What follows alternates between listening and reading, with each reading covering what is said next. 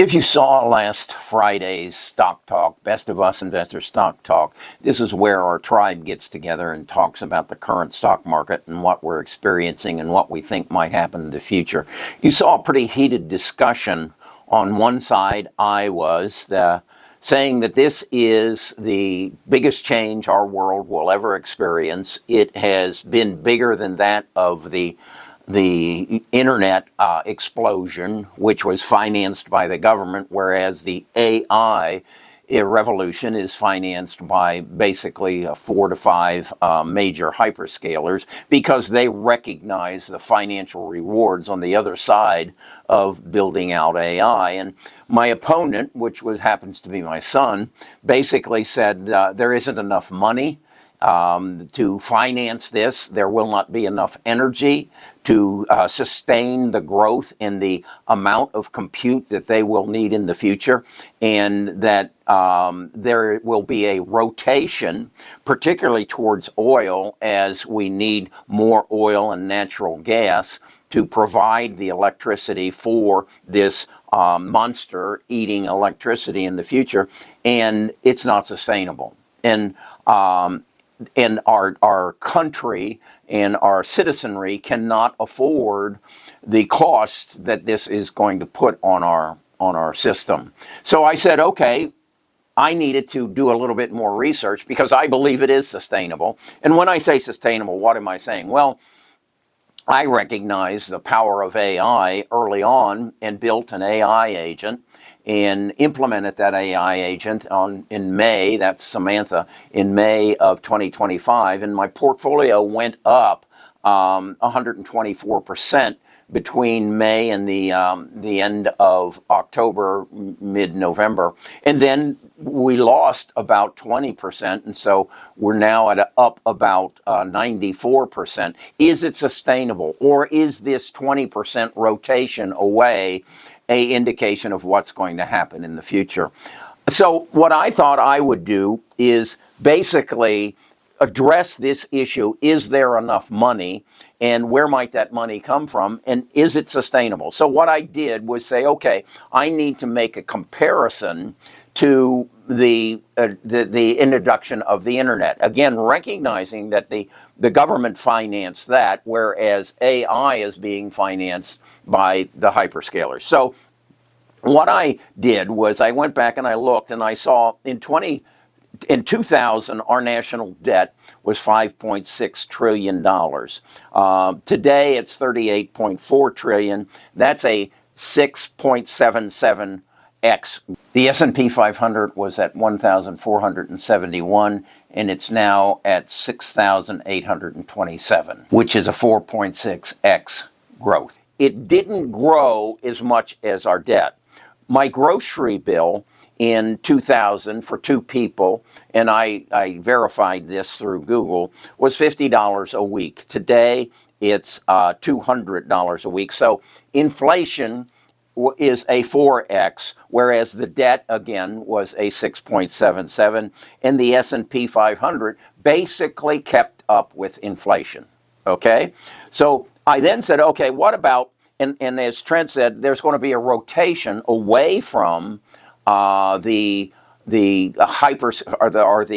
AI movement and towards more stationary stocks. And so I said, okay, well, what was the price of Coca-Cola in 2000 and what is it now? And it was $10 and now it's 70. So that was a 7x, basically keeping up with the national debt, ahead of the S&P 500 and ahead of my grocery bill. Okay, then I looked and said, okay, well then maybe it's in oil.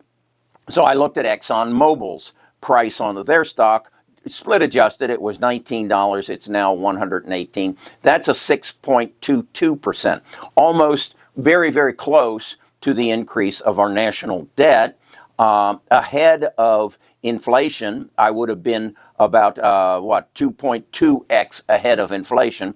So then I said, okay, but what about the companies that were changing the world? What about the companies that would be comparable to those companies who are changing our world relative to AI, and those who are now who did change our world relative to the internet. Well, Amazon, if you would have bought it in split adjusted in roughly 2000, it would have cost you 7.5 cents. It's now $266. That's a 3013x compared to inflation of 4. Well, that's a substantial difference, and national debt. So I would say that if it took the money of our national debt to finance the growth of Amazon, and I was lucky enough to see that this thing called the internet or the World Wide Web was going to change our world so dramatically, it was a good investment of our national debt to grow Amazon at 3,000x, and the debt grew at 6.77. So then I went on and said, well, what about Bill Gates and Steve Allen, who formed Microsoft? Again, they also sold, split adjusted, for about 7.2 cents, currently at $418. That's a 5,800x increase on your investment. So what does this all mean? Well, to me, it means if the AI revolution is comparable or bigger than the internet revolution, if I can find the Amazon and the Microsoft of those eras, I can blow the doors off this thing. Now, is Amazon or Microsoft going to give me over the next, 25 years, another 3,000 and 5,000x? I don't think so. I don't think that's who I'm looking for. I think I'm looking for best of us investors. Somebody who is going to change the whole way we invest in the stock market. Or maybe it's best of us medicine. Maybe it's somebody who is going to change our life expectancy as a result of all the knowledge in the world.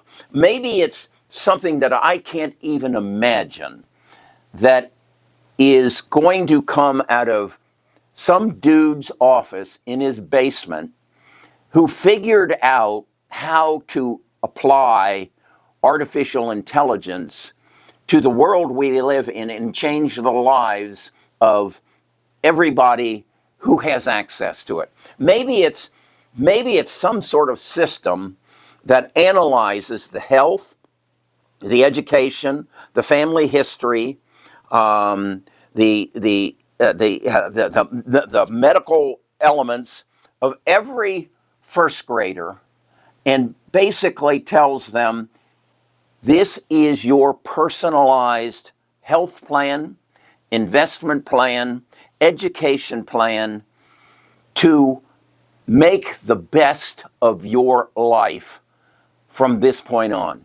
And maybe it's a system that every year we have a checkup on that first grader and restructure their life plan to make them the most productive, the most efficient, and the most happy person on this earth by taking advantage of all the knowledge in the world about his or her first graders' ancestry, history, expression. Maybe we actually do a video on this first grader, and from that analysis of that video and the energy that they are projecting, and we do that every 6 months, and we create a life plan for that child to maximize their potential. Maybe that's what this is all about. Is there enough money to make that happen? Would you object to a program like that? Now, some would say, no, I want nothing to do with something like that. But I want you to look back at your life and say, what if through some magical invention at a very early age, I could have been pointed in the right direction? Might I have been a In my case, I know what I would have been. I'd have been in the movie business. I'd have been doing something creative. But because I was a poor student and I had to fight my way through school, I ended up being a salesman, just like my dad, being a salesman.